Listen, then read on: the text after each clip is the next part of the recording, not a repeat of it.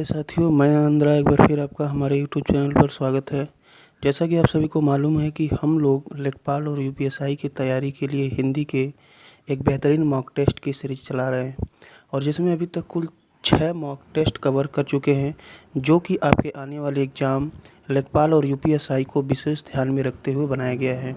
अगर अभी तक आपने उन वीडियोज़ को नहीं देखे हों तो उसको तुरंत जाकर देखिए, जिसका लिंक नीचे डिस्क्रिप्शन बॉक्स में दे दिया गया है। और वीडियो शुरू करने से पहले आपसे रिक्वेस्ट है कि इसे अधिक से अधिक शेयर करें, क्योंकि हमारे पास कोई टेक्निकल टीम नहीं है और काफ़ी वर्क करना पड़ता है इस वीडियो को बनाने में। तो चलिए बिना देर किए हुए शुरू करते हैं मॉक टेस्ट नंबर 7।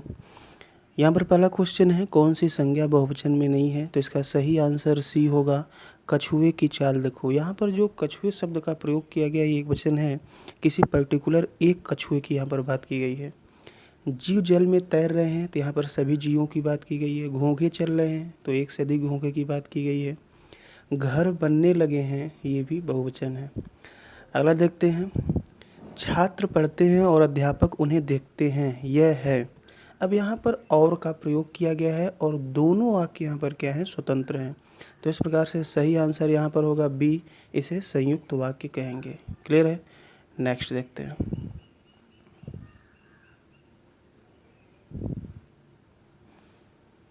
अगला क्वेश्चन है, शब्दांश और शब्दों के मेल से जो रचना होती है वह कहलाती है।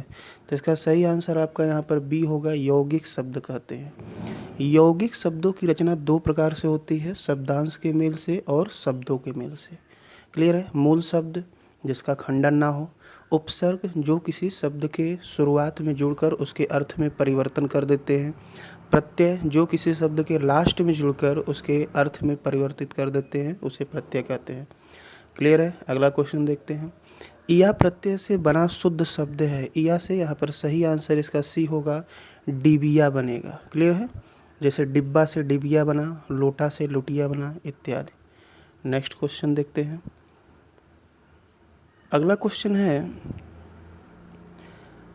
नेक्स्ट क्वेश्चन आपका यहाँ पर है कि भारतीय शब्द का बहुवचन क्या होता है?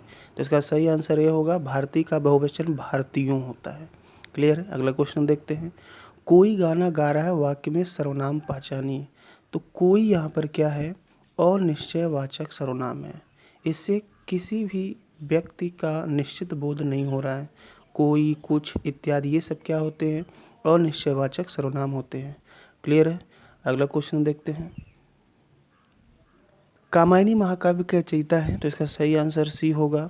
कामायनी महाकाव्य के रचयिता कौन है? जयशंकर प्रसाद हैं। ये इनका एक महाकाव्य है। इनके अन्य काव्य जैसे आंसू, लहर, प्रेम, पथिक, झरना, कानन, कुसुम इत्यादि हैं। तितली तथा कंकाल इनके क्या हैं, उपन्यास है। क्लियर है? अगला क्वेश्चन देखते हैं। नेक्स्ट यहाँ पर दिया, निम्नलिखित शब्दों में से एक का अर्थ पतवार भी है। तो इसका सही आंसर आपका बी होगा।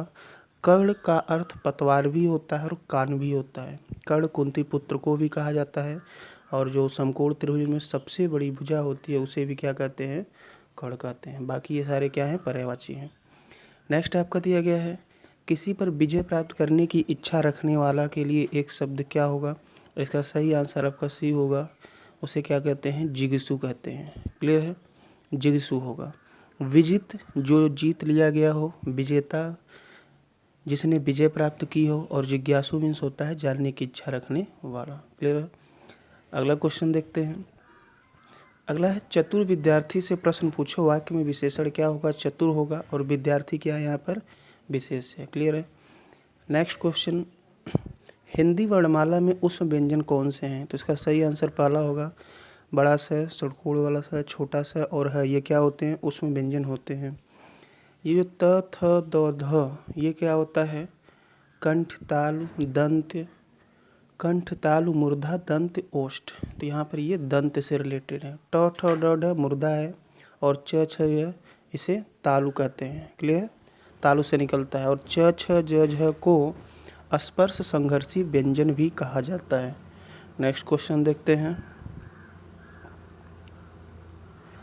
अगला क्वेश्चन है, कलेजे पर सांप लौटना मुहावरे का अर्थ बताना है। तो इसका सही आंसर बी होगा, ईर्ष्या से जल उठना। क्लियर है। नेक्स्ट क्वेश्चन, निम्नलिखित में से कौन सा वाक्य शुद्ध है? तो इसका सही आंसर होगा सी होगा, मैं सारी रात जागता रहा। क्लियर। जो डी वाला है मैं पूरी रात में जागता रहा, अगर यहाँ पर में नहीं होता तो सही होता है। बी वाले ऑप्शन में मैं पूरी रात भर जागता रहा, यहाँ पर भर नहीं होता तो सही हो जाता। और ए वाले में मैं सारी रात भर, यहाँ भी भर गलत है। क्लियर है। अगला क्वेश्चन देखते हैं। नेक्स्ट है सप्तर्षि में समास है, तो यहाँ पर कौन सा समास होगा? द्विगु समास होगा। द्विगु समास में प्रथम पद संख्यावाची होता है, जबकि उत्तर पद क्या होता है? संज्ञा होता है। तो सप्तर्षि मतलब होता है 7 ऋषियों का समाहार। क्लियर है।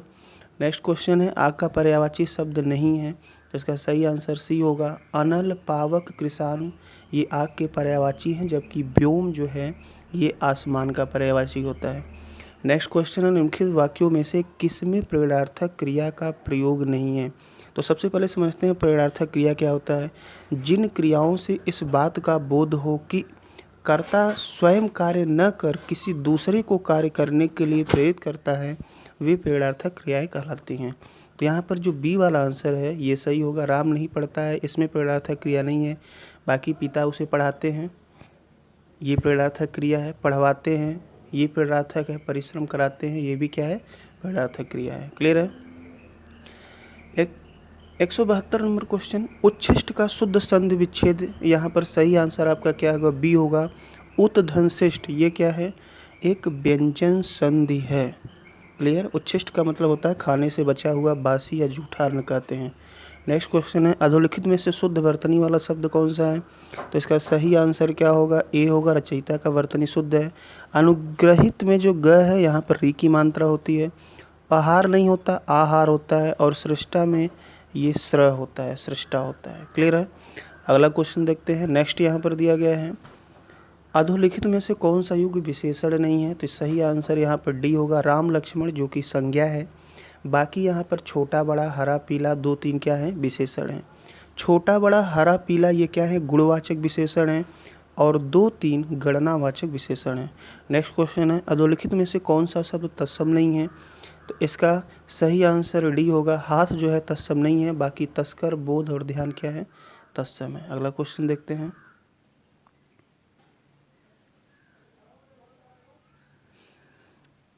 अगला क्वेश्चन है प्रतिकूल का विलोम क्या होगा? तो सही आंसर यहाँ पर सी होगा, प्रतिकूल का विलोम अनुकूल होता है। और इसमें जो बी वाला ऑप्शन है प्रतिदर्श, इसका मतलब क्या होता है? नमूना होता है। नेक्स्ट क्वेश्चन है एफिडेविट का हिंदी अनुवाद क्या होगा?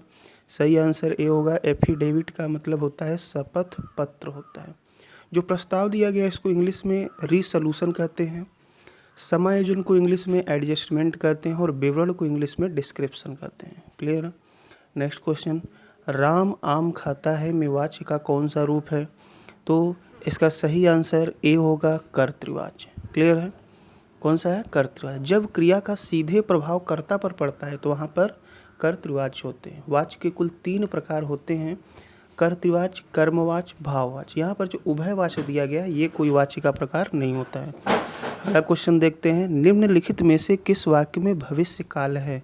तो इसका सही आंसर आपका क्या होगा? ए होगा, मैं आपकी प्रतीक्षा करूंगा। क्लियर है। यहाँ पर जो ऑप्शन नंबर डी है, मैं आपका आभारी हूँ, ये वर्तमान है। बाकी मैंने पेड़ काट लिया, मैं पुस्तक पढ़ने वाला था, ये आपका क्या है? भूतकाल है। नेक्स्ट यहाँ पर दिया गया है अगला क्वेश्चन, इसमें पूछा गया निम्नलिखित शब्द का एक अर्थ दिया गया है, दूसरा अर्थ आपको बताना है। तो कनक मीन्स धतुरा भी होता है और कनक मीन्स क्या होता है? सोना भी होता है, दोनों अर्थ होता है। क्लियर है। अगला क्वेश्चन देखते हैं। निम्नलिखित में से कौन सा आदि व्याधि शब्द युग में आदि का अर्थ है? तो इसका सही आंसर ए होगा, आदि का मतलब होता है मानसिक कष्ट, मानसिक पीड़ा। और व्याधि का मतलब होता है शारीरिक पीड़ा। क्लियर है। अगला क्वेश्चन दिया गया है सेवा सदन किसकी रचना है? तो सेवा सदन सही आंसर क्या होगा? सी होगा, ये प्रेमचंद्र की रचना है। अगर प्रेमचंद्र के और रचना की हम बात करें, उपन्यास की बात करें, तो गबन, गोदान, निर्मला, प्रेमाश्रय, रंगभूमि, कर्मभूमि, कायाकल्प, मंगलसूत्र। जो इनका मंगलसूत्र उपन्यास है इसको प्रेमचंद्र का अधूरा उपन्यास कहा जाता है। अगला क्वेश्चन देखते हैं। हिंदी शब्दों का लिंग निर्धारण किसके आधार पर होता है? तो इसका सही आंसर बी होगा, संज्ञा के आधार पर होता है। और संज्ञा के अंदर ही लिंग टॉपिक को पढ़ा जाता है। क्लियर है। तो ये था हिंदी का मॉक टेस्ट नंबर 7। हम उम्मीद करते हैं कि आपको ये सेशन काफ़ी पसंद आया होगा। अगर ये वीडियो आपको पसंद आया हो तो लाइक, कमेंट एंड शेयर अवश्य करें। नेक्स्ट सेशन में नए मॉक टेस्ट के साथ मिलेंगे, तब तक के लिए धन्यवाद।